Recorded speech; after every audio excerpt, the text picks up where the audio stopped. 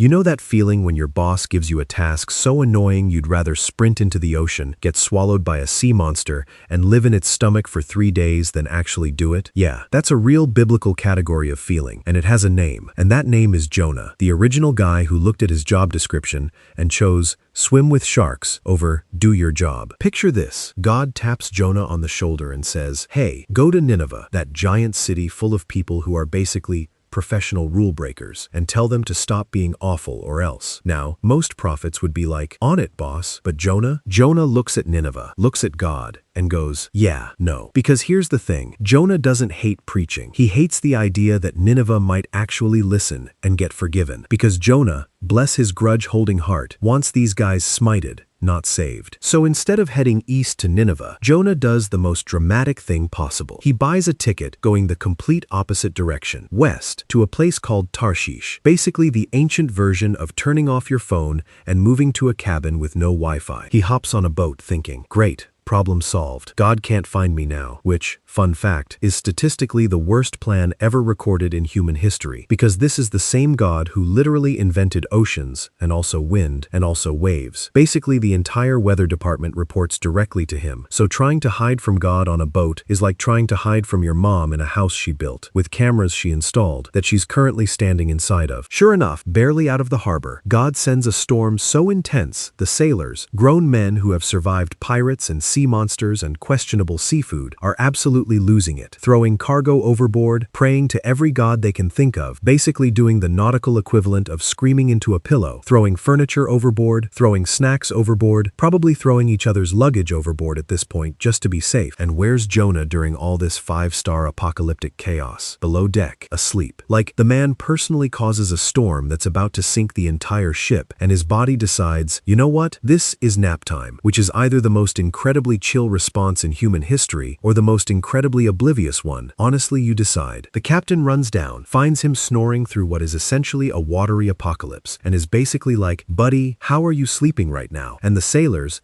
deciding praying clearly isn't cutting it, do what any reasonable group of terrified, soaking wet people would do. They draw straws to figure out whose fault this storm actually is, because nothing says ancient problem solving quite like gambling with your life choices in the middle of a hurricane. And surprise, surprise, the lot lands on Jonah, because of course it does, because that's how running from God always works out. He's got terrible aim for everything except finding you. Jonah, to his credit, actually fesses up immediately. No lawyer, no excuses, no "it wasn't me" routine. He's just like, "Yep, this one's on me. I'm running from my God. Throw me in if you want the storm to stop," which is either the most honest confession in maritime history or the laziest way to get a swim break. The sailors, understandably hesitant to commit a murder on company time, try rowing harder first, but the storm just gets worse, like the ocean itself is personally offended. So eventually, they pick Jonah up and yeet him straight into the sea. And the second he hits the water, boom, storm's gone. Instantly, like someone flipped a switch, which honestly should have been everyone's first clue that this storm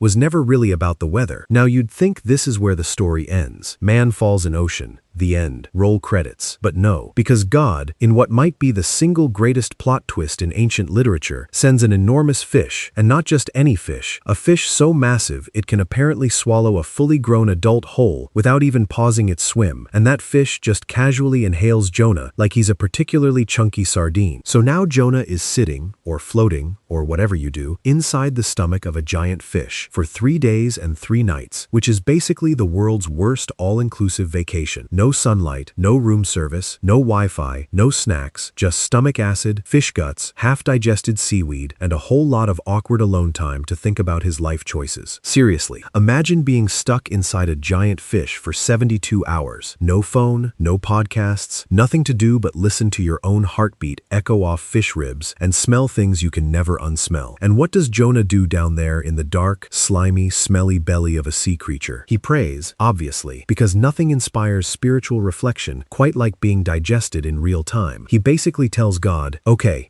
I get it. I was wrong. I panicked. I ran. Please don't let me become fish food. Which, considering his current address is literally inside fish food storage, is a pretty reasonable request. And here's the wild part. God actually listens, because after 3 days of Jonah marinating like the world's most almost reluctant pickle, the fish gets some kind of stomachache, swims to shore, and just violently throws Jonah right back onto dry land, which has to be one of the most undignified entrances in biblical history. Just imagine emerging from your near-death experience covered head to toe in fish stomach slime, soaking wet, smelling like the inside of a tuna can, and that's Jonah's grand re-entrance into society. And you'd think after literally being expelled by a sea monster, Jonah would have learned his lesson, and weirdly, he kind of has, because this time when God says, "Hey, go to Nineveh," Jonah doesn't argue, doesn't run, doesn't book another boat ticket, he just goes, probably still smelling faintly of seafood, and marches into Nineveh, and delivers what might be the shortest, least inspiring sermon ever recorded. Basically just 40 days, then this city gets destroyed. Repent or don't. Your call. And here's the part that should blow your mind. It actually works. The entire city, from the king down to random guys selling bread on the street corner, immediately starts fasting, wearing sackcloth, and begging for mercy. Which is wild, because usually a guy who smells like fish guts, walking into your city yelling about doom, isn't exactly considered a credible source. That's not exactly TED Talk energy. But somehow, it works better than every well-dressed motivational speaker combined. But God sees their hearts changing, and decides, you know what? I'm not destroying this city after all. Mercy granted, parties canceled, everybody lives. And you would think Jonah would be thrilled. Mission accomplished. Lives saved. Am I right? Nope. Jonah is furious. Like,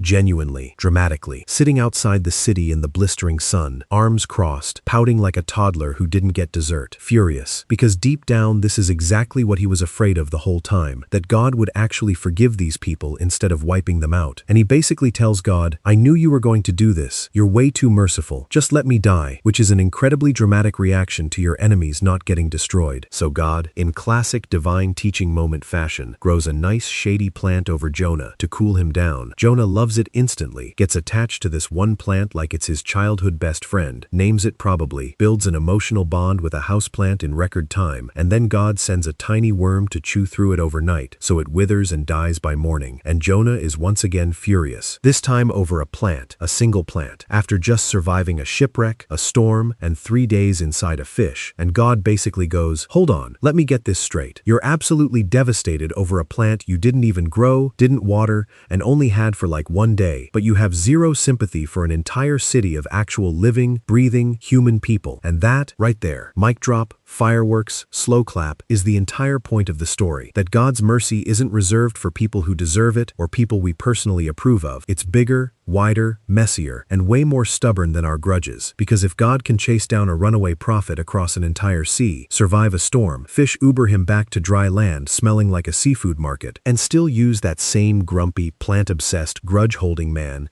to save an entire city full of people he genuinely hated, then nobody, and I mean nobody, not the people who annoy you, not the people who hurt you, not even the version of you that's currently hiding from your own version of Nineveh, is too far gone, too messed up, or too annoying for a second chance, including, plot twist, you.